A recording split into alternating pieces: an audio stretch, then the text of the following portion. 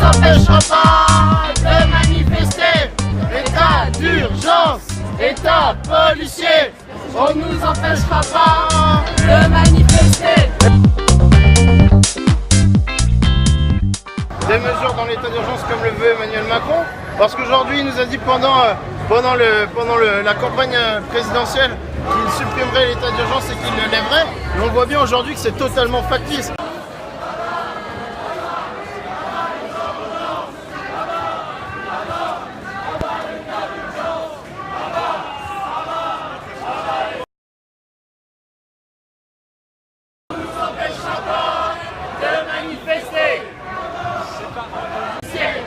On nous empêchera pas de manifester. État d'urgence, état policier, on nous empêchera pas de manifester. État d'urgence. Ben voilà, donc on vient de finir, on est à l'arrivée de la manifestation aujourd'hui. Une manifestation qui a regroupé, je sais pas, 500, 600 personnes, c'est difficile à dire, mais bon, c'est pas mal. Donc c'était contre l'état d'urgence, contre la répression, évidemment contre les intentions du gouvernement qui est celle d'inscrire l'état d'urgence dans le droit commun. Et puis à côté de ça, c'est aussi toute la bataille contre les ordonnances qui concernent le démantèlement du code du travail, les remises en cause des protections des salariés. En fait, tout ça c'est lié parce qu'on est vraiment dans une période de répression globalement, en même temps que de politique austéritaire ultralibérale. Il y a besoin de se défendre, il y a besoin de relever la tête, de riposter, d'organiser la riposte, de la construire, et ces manifestations comme celle d'aujourd'hui, elles peuvent aider à ça. Voilà, on est au tout début de l'été, on sait bien que ça va être compliqué pendant l'été d'avoir des choses un peu costauds, mais l'échéance pour nous c'est septembre, la rentrée sociale qu'on espère qui sera chaude, et donc à la fois défendre le droit de manifester, le droit d'expression, le droit de contester les politiques libérales, le droit de contester la société. Donc tout ça, ça compte, et donc c'est évidemment contre la répression policière, contre tout ce qui se passe aujourd'hui du point de vue judiciaire, contre des tas de militants, et puis contre ce qui se passe aujourd'hui dans les quartiers populaires. Il y a une véritable violence de la société, il faut qu'on y fasse face, il faut qu'on y réponde. Donc c'est un peu tout le problème qui nous est posé, avec des collectifs, avec des militants politiques, des militants syndicalistes. C'est ce qu'on essaie de construire aujourd'hui, et cette manifestation-là, à mon avis, à notre avis, c'est plutôt positif. Il y a au moins des réponses, des tentatives de riposte, et maintenant tout le reste, on espère en tout cas qu'on va y arriver à reconstruire, et puis rendez-vous très rapidement pour mener une véritable bataille contre le gouvernement Macron.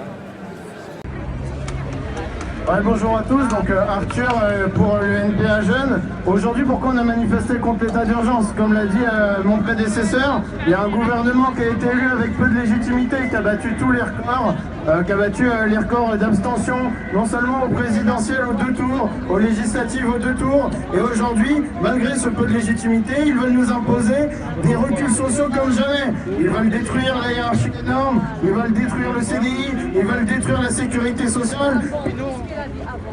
Et nous, on a envie d'affirmer qu'il faut continuer à se battre contre ça. Aujourd'hui, toutes ces lois, la loi Travail 2, qu'il a baptisée la loi Travail XXL de son propre nom, elle a plus de 60% d'opposition dans la population. Et cette opposition, il sait très bien comment elle peut se traduire. Elle peut se traduire comme elle s'est traduite au printemps dernier, dans la rue, par des grèves. Et c'est cette opposition qu'il va falloir construire.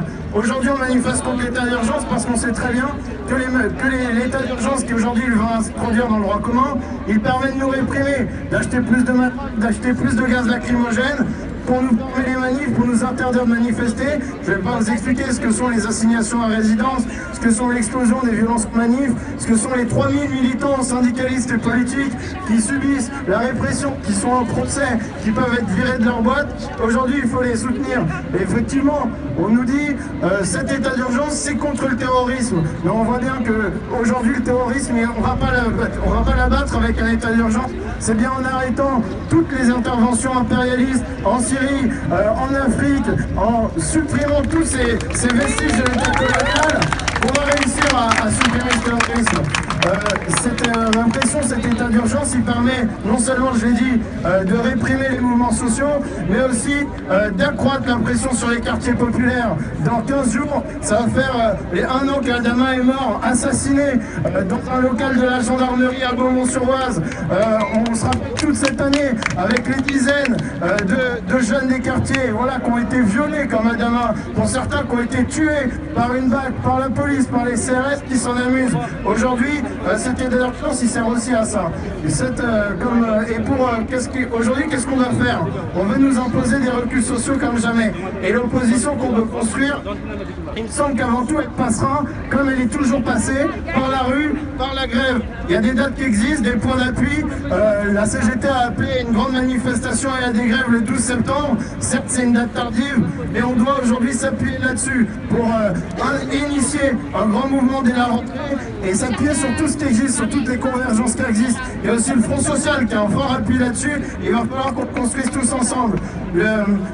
Et finalement, donc c'est évidemment cette grève, elle doit permettre d'abattre ces lois, de commencer à retrouver le chemin des victoires. Et c'est ni à l'Assemblée ni dans les ministères qu'on arrivera par une certaine concertation, par une certaine négociation à obtenir quoi que ce soit.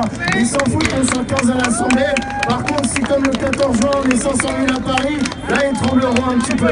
Et finalement, pour finir, je voudrais faire un petit message de soutien aux salariés de GMS qui sont aujourd'hui isolés dans la crise à la souterraine et qui subissent à leur échelle l'avenir qu'on nous promet pour tous les travailleurs et pour toute la jeunesse. En effet, là, il y a un groupe de Saint-Etienne qui a proposé de reprendre 120 salariés sur les 277. Ça veut dire plus de 160 familles à la porte, à la rue, dans la misère et qu'on détruit la deuxième entreprise de la Creuse. Tous ces salariés GMS, ils sont pas les seuls. Il y a Fort Francfort, il y a eu les Tati. Là, ils veulent supprimer 1500 emplois à Michelin. C'est dans ces entreprises qu'il va falloir construire la riposte. Et je vous appelle tous et toutes, mercredi et jeudi prochain, à aller les soutenir parce qu'ils vont décider d'une action peut-être en région parisienne. Et s'ils gagnent, ce ne sera pas juste une victoire pour les GMS, ce sera pas juste une victoire pour les ouvriers de l'auto, mais ça sera une victoire pour tous les ouvriers, pour toute la jeunesse de France qui aujourd'hui, le seul avenir qu'on lui promet, c'est 10% de chômage et 15% de taux de pauvreté. Merci.